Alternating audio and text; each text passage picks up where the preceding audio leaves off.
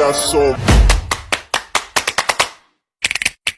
motherfucking design on right now. Bring it down, bring it down, bring it down. I got 3 old guys to walk. Assalamualaikum warahmatullahi wabarakatuh. Selamat pagi dan selamat beraktivitas. Yang terhormat kepada Bapak Hendrianto selaku dosen pengampu fikih muamalah. Masa depan e-commerce berdasarkan perspektif Islam. E-commerce adalah sebuah fenomena global yang terus berkembang pesat. Namun, sejauh mana dampak dan implikasi dari e-commerce dari sudut pandang Islam?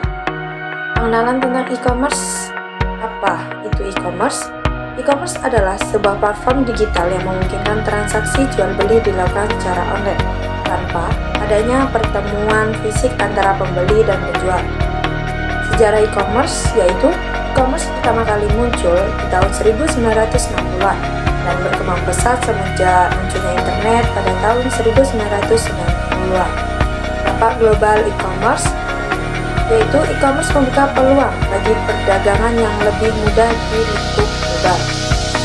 Perspektif Islam tentang e-commerce. Yang pertama, e-commerce dan syariah, yaitu e-commerce harus tunduk pada prinsip-prinsip syariah yang mengikat.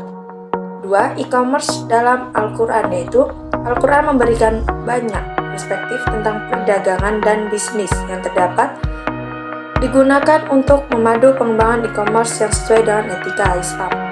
3. E-commerce dan nilai-nilai sosial. E-commerce harus memperhatikan nilai-nilai sosial seperti solidaritas, kepedulian, dan kebebasan sehingga kemajuan teknologi ini bisa dirasakan manfaatnya oleh seluruh masyarakat.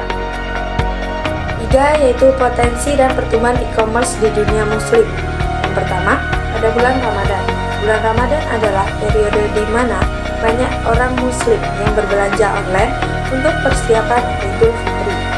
Kedua, peningkatan penggunaan smartphone, yaitu smartphone merupakan penghubung utama masyarakat muslim ke dalam e-commerce. Yang ketiga, perkembangan ekonomi Islam, yaitu ruang lingkup ekonomi Islam yang semakin berkembang, membuka peluang lain di semua e-commerce. Dan ada juga prinsip-prinsip ekonomi Islam yang dapat diterapkan dalam e-commerce. Yang pertama yaitu prinsip keadilan adalah menyediakan harga dan jasa yang adil serta menunjukkan keadilan dalam memenuhi kewajiban dan hak. Yang kedua, prinsip tanggung jawab yaitu tanggung jawab pada masyarakat dan lingkungan serta memegang prinsip integritas dan kejujuran dalam melakukan transaksi. Yang ketiga, prinsip kemudahan yaitu menyediakan layanan dan kemudahan bagi pengguna menjadi prioritas e-commerce. Dan ada juga tantangan dan peluang masa depan e-commerce dalam konteks Islam. Yang pertama yaitu ada tantangan terdiri dari 3 macam, yaitu 1. Masih kurangnya kepercayaan masyarakat kepada produk dan transaksi e-commerce. 2. Masalah pembayaran yang tahan lama dan bermasalah. 3. Perlu regulasi dan pemerintah yang mengatur dan melindungi konsumen.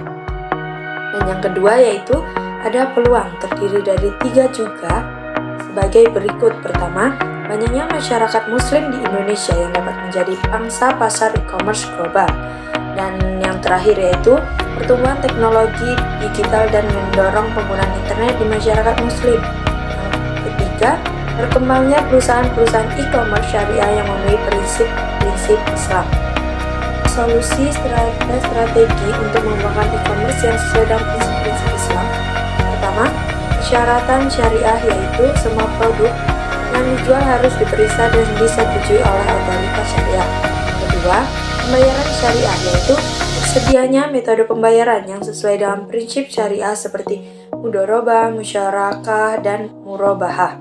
Dan yang ketiga, menyediakan informasi sesuai semua informasi transaksi huruf jelas dan terbuka untuk dipahami oleh semua pengguna e-commerce. Dan yang terakhir yaitu menjamin keamanan, yang maksudnya mengambil langkah-langkah untuk memastikan keamanan informasi pengguna dalam melakukan transaksi. Terakhir, kesimpulan dan rekomendasi untuk masa depan e-commerce dalam perspektif Islam. Kesimpulannya adalah, dalam perspektif Islam, e-commerce menjadi sebuah bentuk perdagangan yang menjanjikan. Banyak potensi sekaligus tantangan dan rekomendasi yaitu pertama, pembuatan regulasi dan pembentukan lembaga pengawasan untuk melindungi konsumen yang kedua, mendorong pengembangan perusahaan di Kompres yang memenuhi prinsip-prinsip syariah. Sekian dari saya akhiri, wabillahi taufik wal hidayah. Wassalamualaikum warahmatullahi wabarakatuh.